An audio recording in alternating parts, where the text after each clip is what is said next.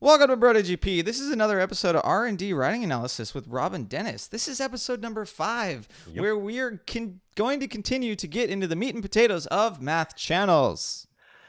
Do you like my broadcaster voice there? Yeah, especially the meat and potatoes bit. Wow. What, are you hungry? Haven't you eaten dinner yet? No, it's not vegan anyway, so Wait, you're vegan? just kidding. It's like, God, there's no, No, no, no, no, no. We're not even gonna get there. not an There's R&D, not an R&D. No, there's so many comments that could be made about the potential of a tall Filipino man being vegan. Yeah, I know. Uh, all right. What were we going to talk about? All right. In the last episode, I kind of left with the question and I snuck it in there at the end. Is Dennis coming off the brakes too fast? Right after we hit stop on that recording, Dennis was questioning, like, wait, I know I'm coming off the brakes too early. What do you mean too fast? Mm-hmm. So Yeah. we're going to cover that today. Let's do the intro vid and then get to it.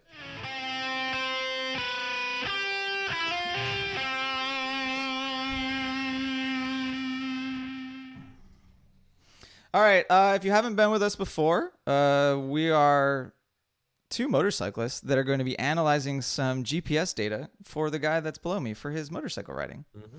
Dennis has been riding at Thunderhill Raceway in Northern California. He is this close to a lifetime goal of a 159.999 lap time. In fact, you can Lifetime, see it. You can see it right here. This best lap right there.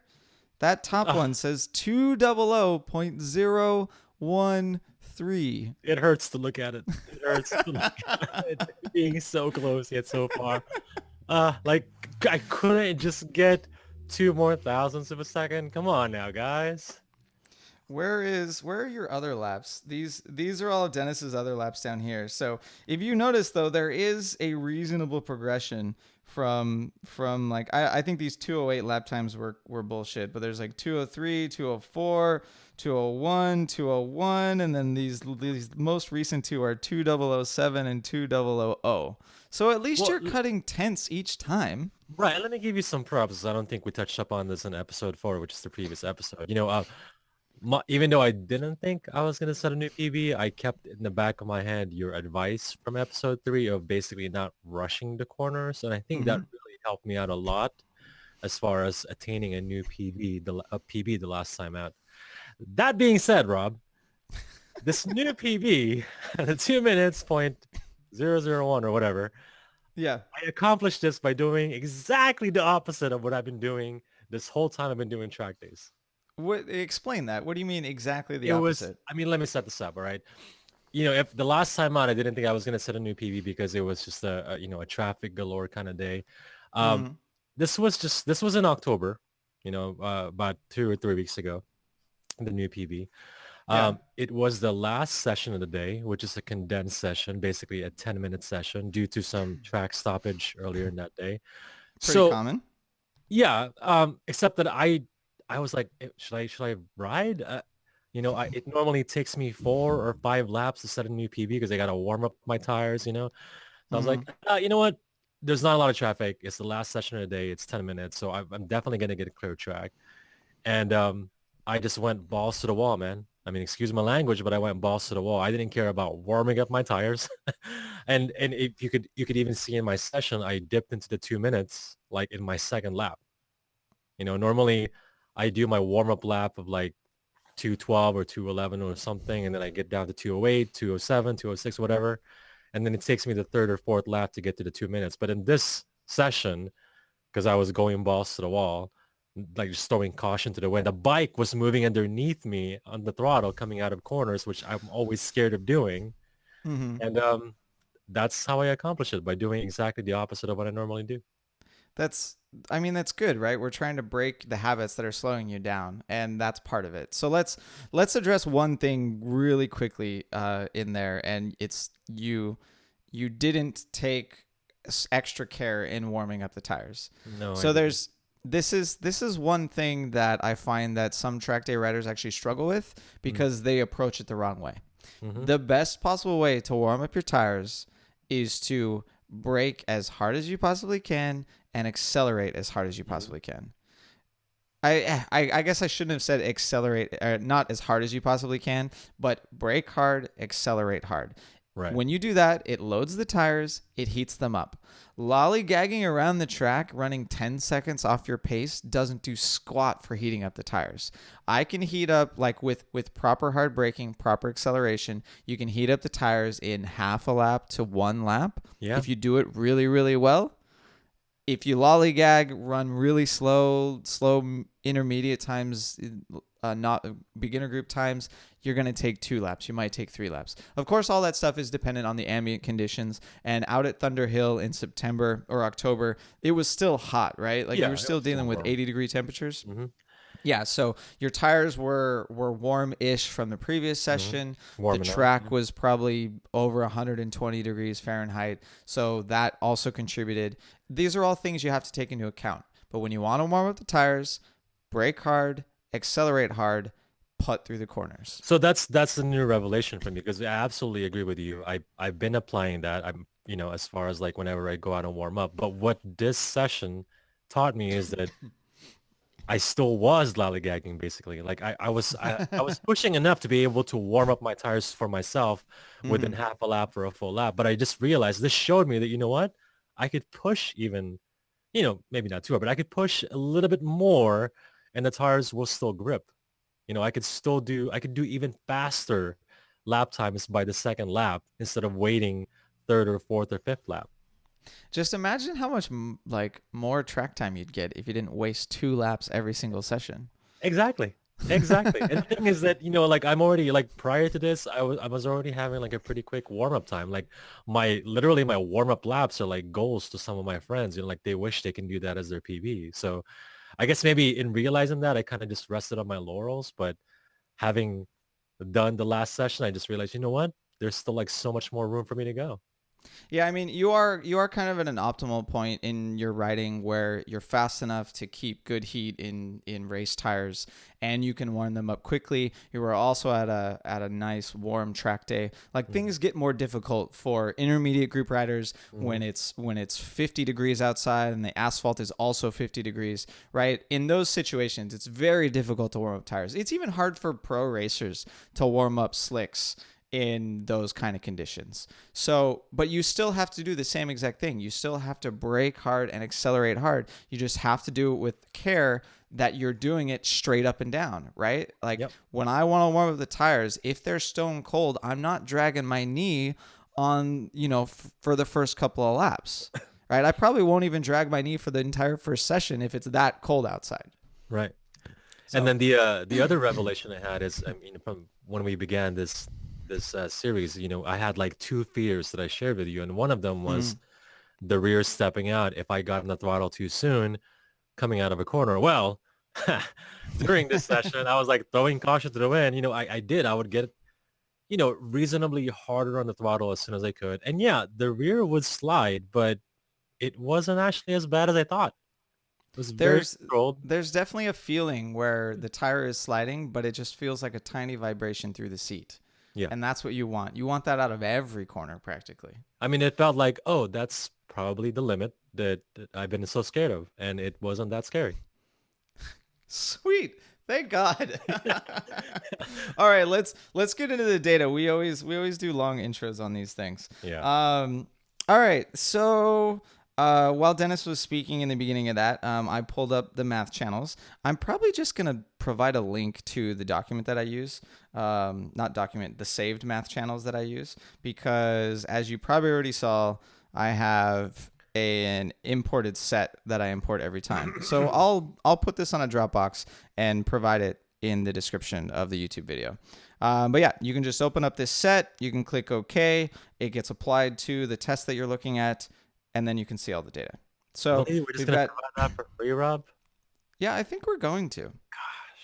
They don't, the people, you got to watch the videos to learn how to use it, Listen, you man, know? like I know I don't pay for track days, but tires aren't cheap, man. Even with my discount, I still gotta pay for them. Tires aren't cheap. That's funny. All right. The main thing that I want to focus this time is actually your braking.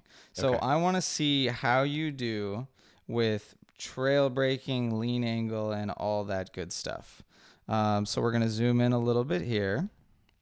And that's probably one too far. And we will go pick what's a good corner you think that you trail break well into. Oh, I don't know about trail breaking well into because I'm still working on trail breaking. I don't know, to be honest. What's the corner that you break the deepest into? Let me pull up the map here while you're Try thinking about it. 11. Try 11. So that's Yeah. the essentially the back one of the back straights, the left-hander. Um, Is that yeah. 11? The well, going. Let's see. You got the track map app, right? I had to move it. Yeah, left-hander. It's a left-hander. The back straight, there's an SS that leads to them. It's before the SS. Oh, that would be, so you mean 10 then? No, it's after 10. After Obviously, 10? 11. Yeah. Oh, I must have the numbers wrong here on my corner. Do you want the one after, or the one that you break for coming down the hill? No. The after that, the Yeah. next left before the right left. Right. Okay. So yes, that is Correct. I mean. 11. Right, left, Yeah. left, right. Correct. All right. So here, I'll pull up the track map one more time. And so what we're talking about here, so 10 is there's a downhill backstretch kind of right here, Yeah. and you brake hard for the first left, and that's actually an entry corner.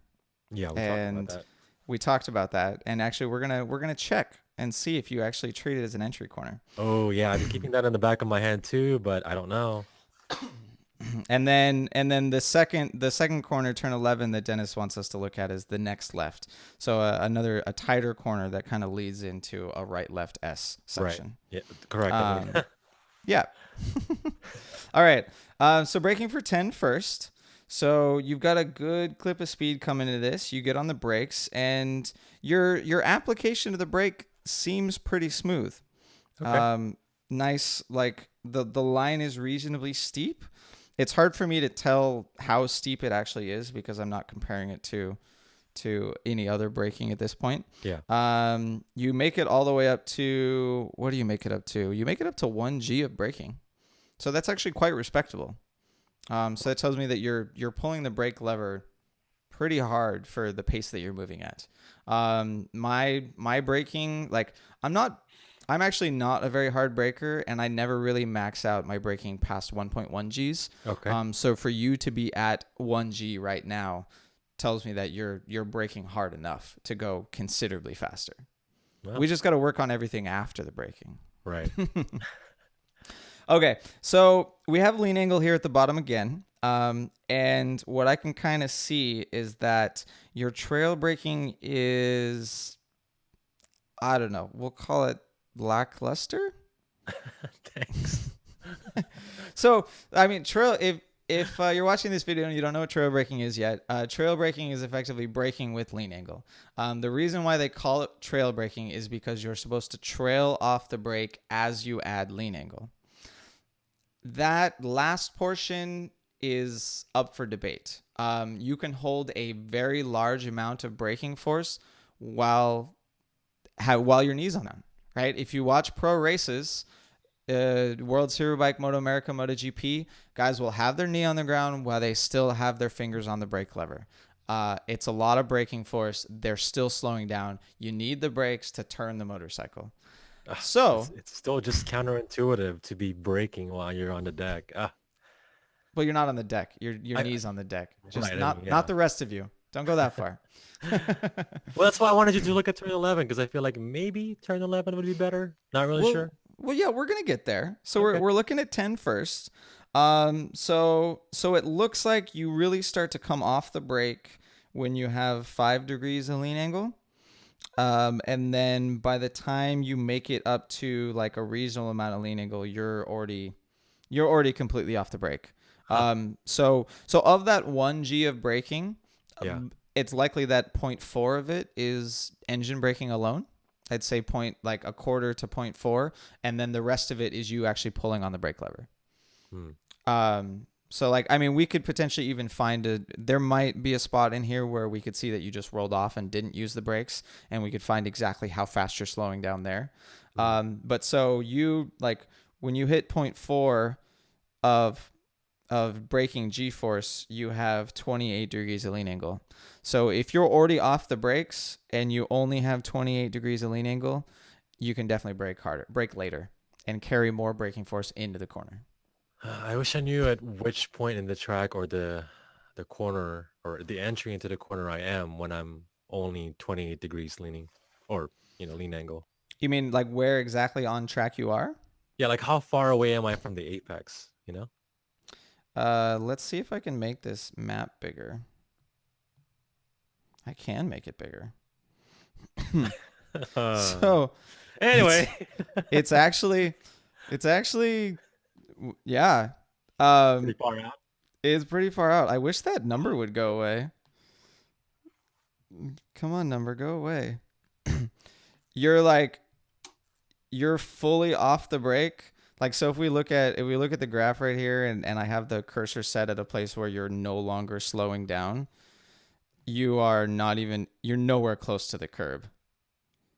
So I'm Like trying to imagine this. If I were to do it right the way you would like for me to do it, that means I would have to turn in later because by applying trail braking correctly, that's going to pull me into the apex.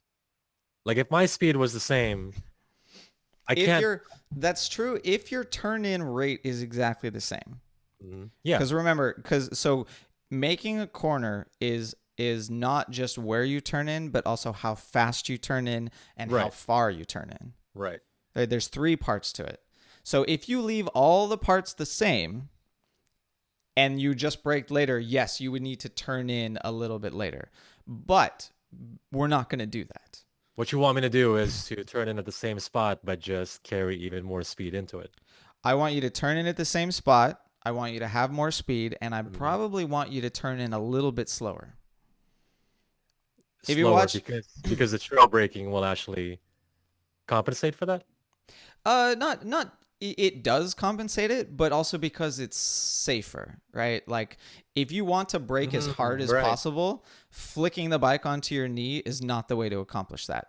If Right, you that's want to asking too brake much from the front tire, right? Too much too exactly, soon. Okay. if if you want to brake as hard as possible, you hold the brake and you very gently apply lean angle. The front tire loads, it keeps that load, and then once you get to really crazy amounts of lean angle, you trail off Hmm. and then you're good to go, See, right? now it's actually making sense when you break it down that way that I feel like the fog of like counterintuitiveness is lifting, you know? Like That is the it's whole no point. longer yeah. I mean, it's working because I'm standing here imagining, well, what else do I have to do differently to trail brake correctly? Yeah, so my riding, I'm pretty terrible at like really hard braking and I'm also terrible at flicking the bike on my knee, Mm. right? Like I don't quickly apply lean angle almost never. Like there are times in chicanes and stuff where you have to go left right or right left where I'm getting better at it, but it's a new thing for me.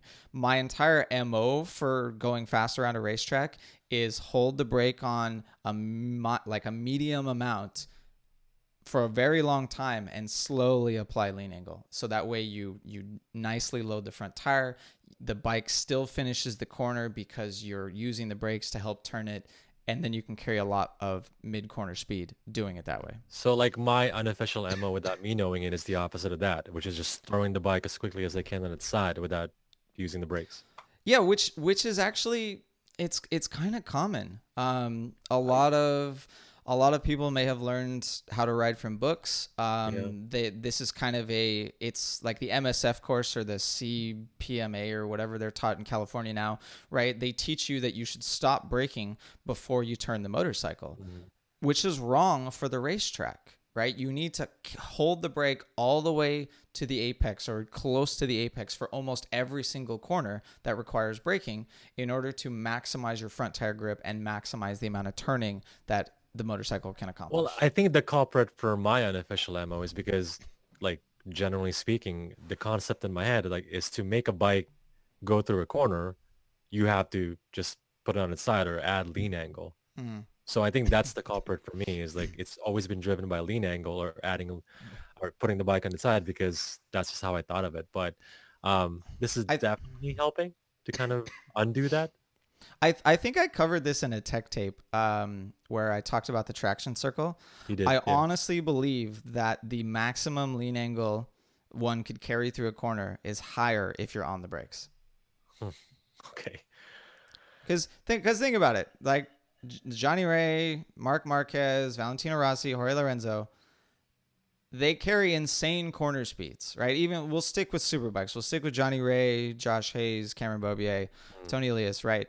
They they can make it into a corner faster than you and not crash. Mm-hmm. Whereas an amateur racer or a track day guy will try and go through the same corner with the same amount of lean angle at a slower pace and they will crash.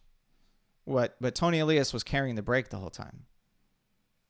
It's not Okay. because he has the best tuned suspension in the world. He could take your motorcycle and run circles around you. It's because he knows how to use the tools that he has. Exactly. And the Yeah. tools that he has are the brake lever. And whereas me and most of the average tractor guys, we're not aware of just exactly how to use these tools or that they serve a multi-purpose, not just say for the brakes stopping you or slowing you Correct. down, you know? Okay. Yes, it is not it that whole adage of very safe riding of stop gas turn, Hmm. i.e. like brake first, then get back to maintenance throttle, then turn the bike.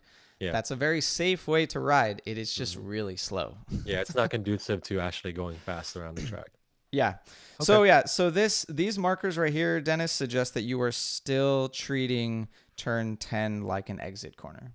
Yeah, I Yeah. know. That marker, I really want that. I really want that number to go away. Okay, okay. I don't know how to do it though. I'll figure it out for next time. If I make it small enough, it'll go away. Stop. Oop, Let's a go little turn too one. big. A little too big. But yeah, so I mean, you're pretty much off the brakes. You kind of crack to maintenance throttle and then you roll off again when you actually get to the apex. And then at some point you're gonna start your acceleration. Um, like the nice thing is you maximize your lean angle and you pick it right back up. So you're not like holding the bike in the corner. You get it down on your knee, you pick it right back up. That's good. Then we have a little. Actually, is there any acceleration between 10 and 11? I'm not What do you sure. think? The thing is that I'm into turn 10 in third gear, and Mm. then as soon as I come out of it, I have to downshift into second gear for turn 11. So I'm not sure if there's going to be acceleration in there. All right, give me a yes or no. What's your guess? Uh, I'm gonna click I it. think I think predominantly no, All like right, he said 1%. no. There is. There's a tiny bit of See, I said acceleration. 1%. Yeah. No, it's actually not even that small. I Yeah. feel So like I you feel like I accelerate once I get on the apex, like from the apex of turn 10, and before I have to downshift the second, I'm on the throttle rolling on. your acceleration maximizes there at 0.57 Gs, 0.56, which is honestly that's comparable to some of your other accelerations, which might suggest that you aren't using full throttle elsewhere. Mm. Um, this acceleration though does again highlight a tiny bit of rolling on the throttle before taking away lean angle, Mm. right? Because the acceleration starts right here, and the lean angle kind of goes up just a tiny bit more. It's not so bad there, not so bad. Um, your you're rolling off and going to the brake lever for 11. Your rolling off seems a little abrupt, right? The slope of this line right here is very steep. So that tells me that you're just like closing the throttle and getting to the brake really quickly. You It's a definitely very, want. very short like distance between 10 and 11. Oh yeah, no, I mean people have been seeing the track map. Like there is no straightaway there, Right. but it is it is important to not only do we release the brake, go to and release the brake smoothly, we also do exactly the same thing with the throttle. We go to the throttle smoothly and we release the throttle smoothly. Um, What? Oh yeah, especially. I mean, there are fast corners on tracks where you don't really have to brake that much, where you Yeah. roll it off and you touch the brake a tiny bit. If you chop the throttle right there, oh, and those corners, if you're really moving, you've already turned in.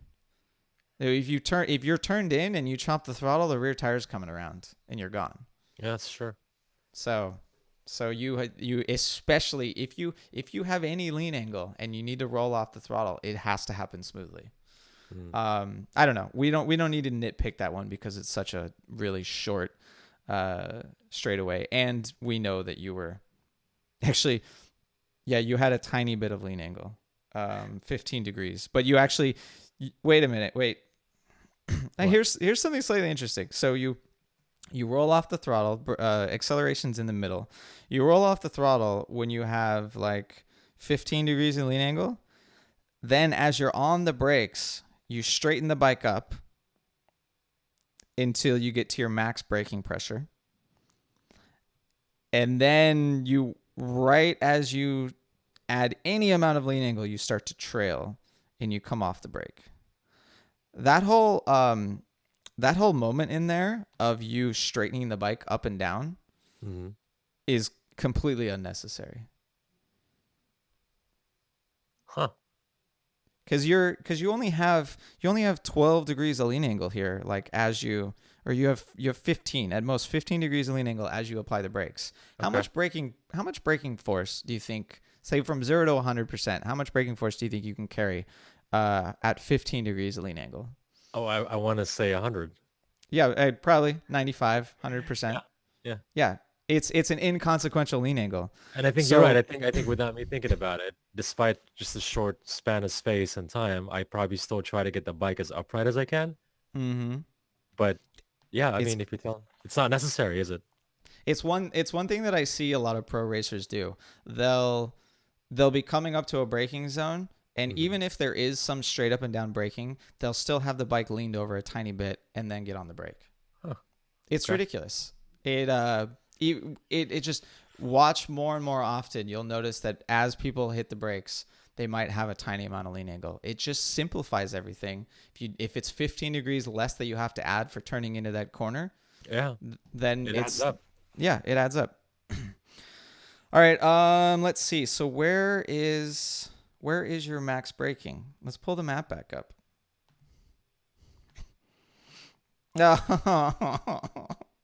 Same. Oh no.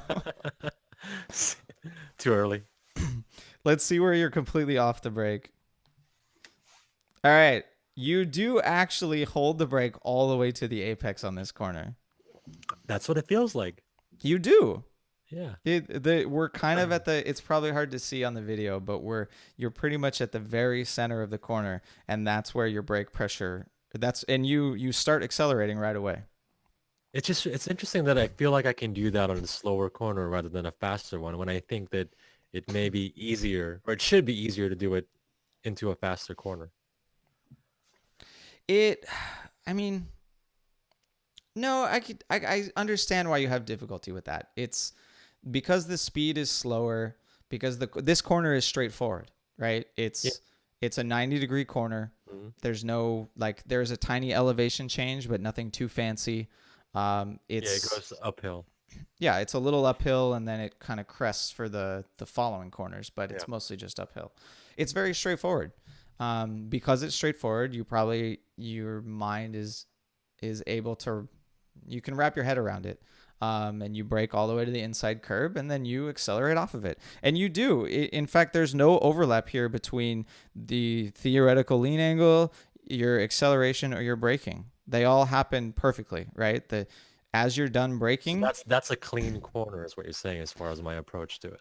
it is. It's very Okay. clean. I would love it if you braked harder later, but as far as execution, it's good.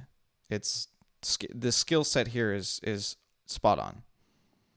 I feel like prior to this even somehow turn 11 has turned into the corner where I've inadvertently been able to practice and get closer to getting better Hmm. the writing techniques that I've been learning. I don't know how.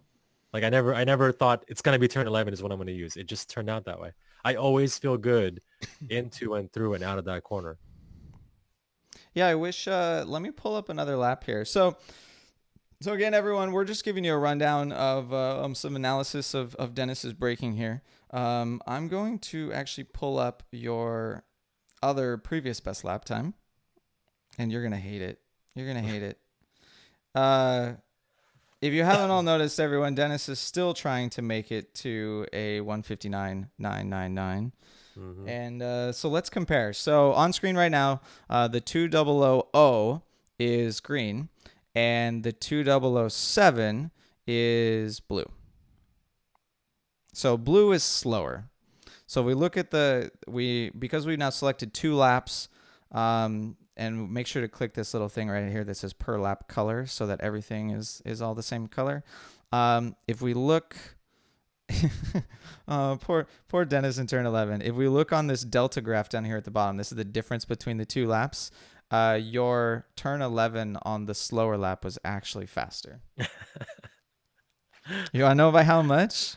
How much? By like 3/10. 3/10 just from the apex. It's actually more. So your apex speed, your minimum corner speed through turn 11 is higher on the Mm-hmm. slower lap, and you actually manage to still get to the throttle. Um, you did brake a little bit early for it, but again, this is like on the 2007, you didn't rush the corner, you didn't try and brake super late, Right, because and like I you said, gained time. that's what I was working on that day. Keeping in mind what you told me prior to that, I just didn't want to rush the corners at all. Yeah, and Whereas then in the current PB, I was like, fuck all that, caution on the wind, and I just let's go, come on. yeah, so I mean, when you're kind of in that qualifying mode, rushing the corner is not. It's pretty common, right? It's hard to avoid. Yeah, The cool thing is though, like I can actually see that in the faster lap, you actually get to significantly higher braking G forces than on the 2007. right. So for turn one, zero point 0.7 versus zero point 0.9. For turn two, what are we at here? Zero point 0.9 versus zero point 0.5. So on the slower lap, you effectively like didn't brake for turn two, which is fine. Actually, you rushed turn two because you overbroke yourself.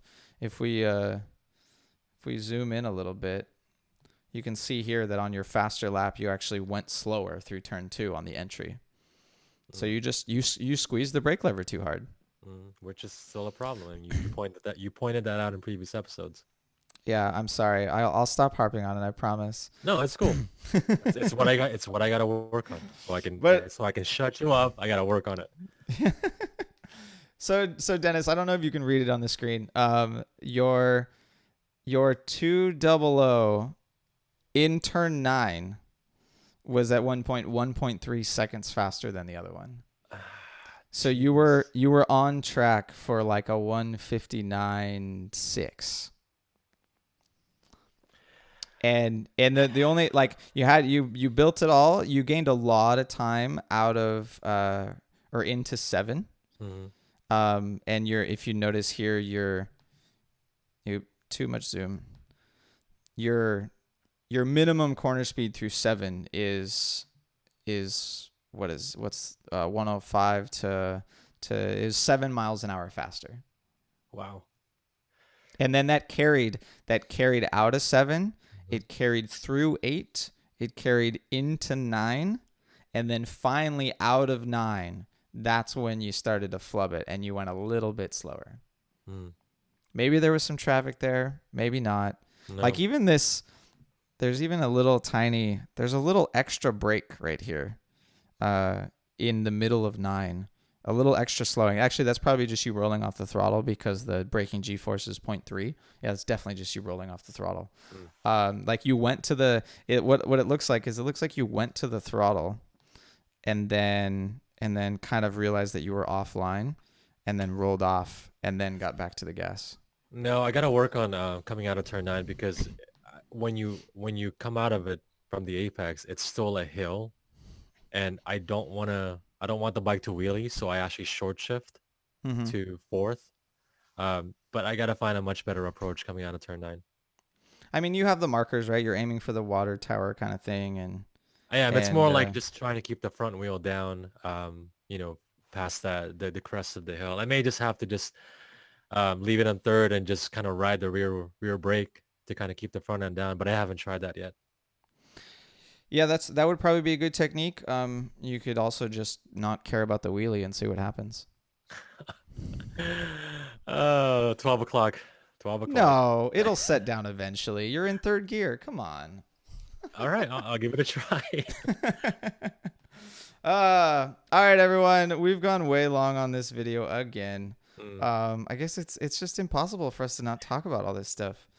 What else happened here?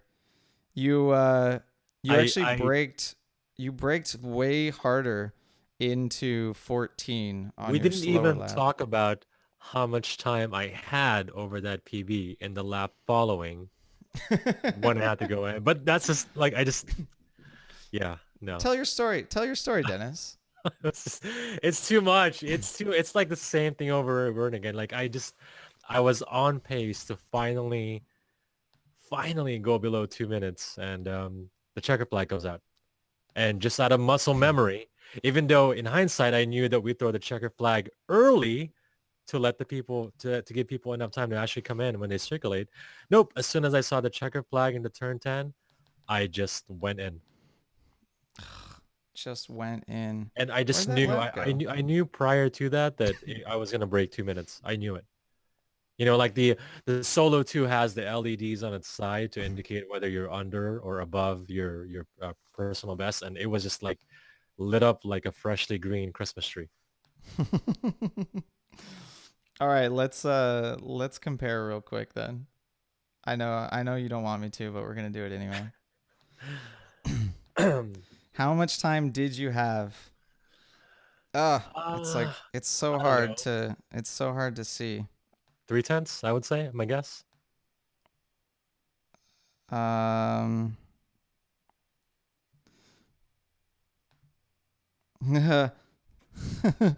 Why was that? uh, I hold on. I'm trying to verify here that okay, the blue one is no. No, Dennis, you had 1.3 seconds. Yeah, that sounds about right.